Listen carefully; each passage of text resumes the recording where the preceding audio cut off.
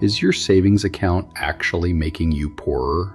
It sounds backwards, but here's the math. If inflation is running at 3% and your bank pays you 0.5%, you're losing 2.5% of your money's real value every single year just for leaving it sitting there. The number on your statement looks fine.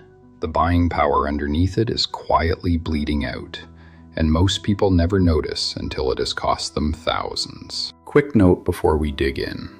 Everything in this video is for educational purposes only and is not financial, investment, legal, or tax advice. So always talk to a qualified advisor before any major money decision. And this channel uses an AI-generated voice and an AI avatar presenter. We like being upfront about that. So let's start with how this actually happens. Inflation is just the rate at which the buying power of your money shrinks over time. At 3% a year, a reasonable historical average, something that costs $100 today runs about $103 next year, and around $134 in 10 years. Your savings account doesn't care about any of that. It pays its stated rate no matter what inflation is doing. So if your account pays 0.5% while inflation runs 3%, your real return, your actual buying power return, is negative 2.5%. On $100,000, that's a real loss of about $2,500 a year. Not a number on a page, a genuine loss in what your money can buy. Now stretch that over 10 years. $100,000 in a 0.5% account grows to about $105,000.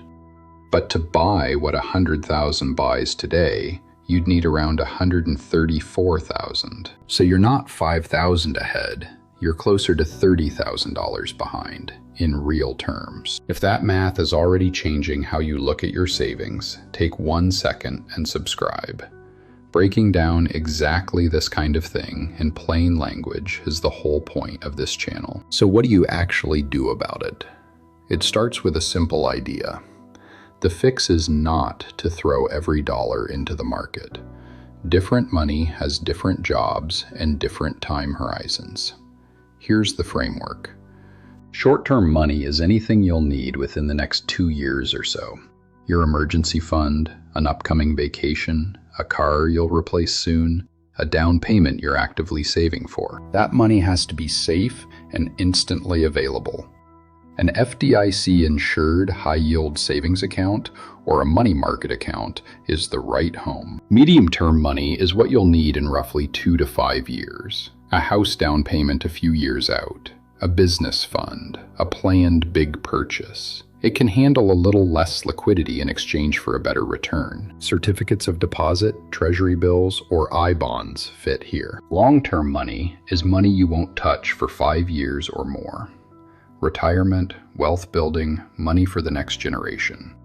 That belongs in the market, in low-cost index funds inside tax-advantaged accounts. At that time horizon, a bumpy year doesn't matter. Long-term return does. For your short-term money, there's just no reason to settle for the near-zero rates the big branch banks pay. We're talking as little as 0.1% up to 0.5% when high-yield savings accounts regularly pay 4 to 5% a year. These come mostly from online banks. Names like Marcus by Goldman Sachs, Ally, SoFi, Discover, and American Express. They skip the physical branches and they hand that saved overhead back to you as higher rates. To find the best current rates, check NerdWallet, Bankrate, or deposit accounts. They list FDIC-insured accounts and sort them by yield. Rates move with the Federal Reserve, so it's worth comparing every so often. The setup takes about 10 minutes.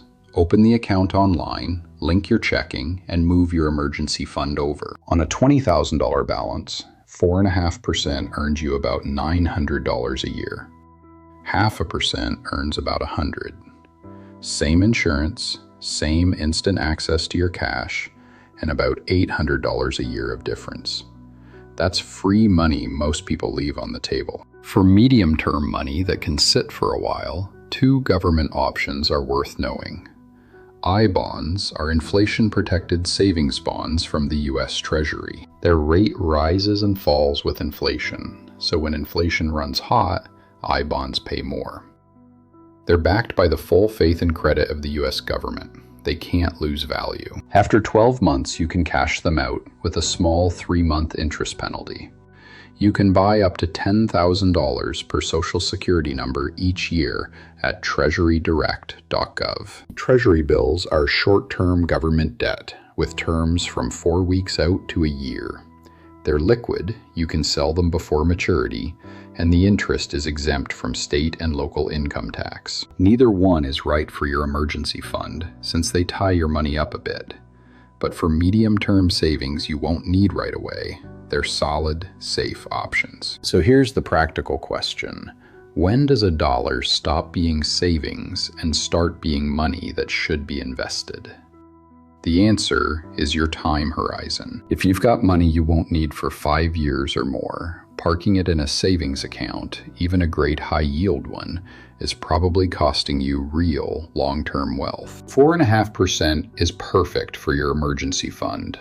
But for retirement money you won't touch for 20 years, the market, at a historical average of around 10% a year, builds dramatically more. There's also a sneaky one called cash drag. That's the drag on your returns from holding too much cash inside your investment accounts.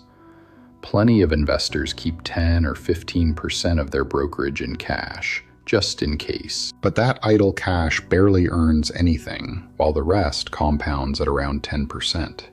On a $500,000 portfolio, holding 10% in cash means $50,000 earning 4.5% instead of 10%.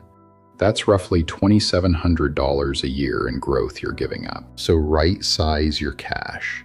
Enough for emergencies, enough for your near-term goals, and not a dollar past that. Quick reminder, everything in this video was educational only, not financial advice. And this video was made using an AI-generated voice and visuals. If this helped you catch a mistake or confirmed you're already doing it right, hit that like button. It takes 1 second and it genuinely helps the channel reach more people who need to hear this. And if you want a clear, no-hype investing and personal finance video every week, subscribe to Compound Yield and Grow. One question for the comments. Do you actually know the interest rate on your savings account right now? And after watching this, are you going to move it? Tell me below. I read every single one. Next up in this series is the tax mistake that quietly costs investors thousands every year. I'll see you there.